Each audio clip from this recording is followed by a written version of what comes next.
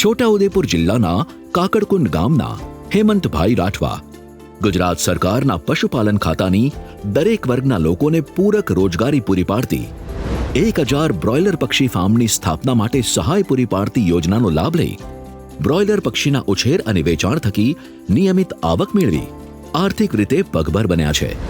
Graduate થયા પછી 2-3 private નોકરી કરી પણ કંઈ ફાવ્યું ન હતું। પછી રાજ્ય સરકારની આ યોજના વિશે માહિતી મળી, તાલીમ મેળવી। આજે પક્ષીઓના ઉછેર થકી અંદાજિત 45,000 રૂપિયા જેવી આવક મળી રહી છે। હું આત્મનિર્ભર બન્યો છું। રાજ્ય સરકારનો ખૂબ ખૂબ આભાર માનું છું।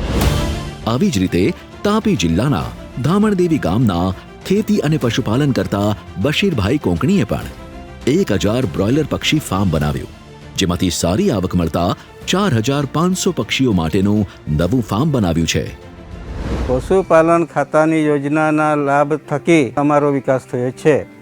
જિલ્લાના પશુપાલન વિભાગના સાહેબો તરફથી માહિતી અને માર્ગદર્શન નિયમિત મળ્યું છે। અત્યારે હું ખૂબ સારી આવક મેળવું છું અને મારા પરિવારનું સારી રીતે પાલન પોષણ કરું છું।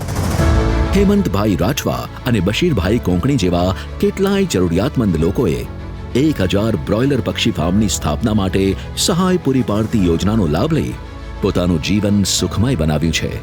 આ યોજનાના લાભ થકી હું આત્મનિર્ભર થયો છું, તેથી હું ગુજરાત સરકારનો ખૂબ ખૂબ આભાર માનું છું।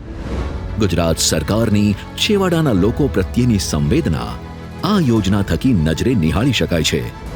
1000 બ્રોઇલર પક્ષી ફાર્મની સ્થાપના માટે સહાય પૂરી પાડતી યોજના એટલે ખેડૂતોની આવકમાં વધારો કરતી અતિ ઉપયોગી યોજના।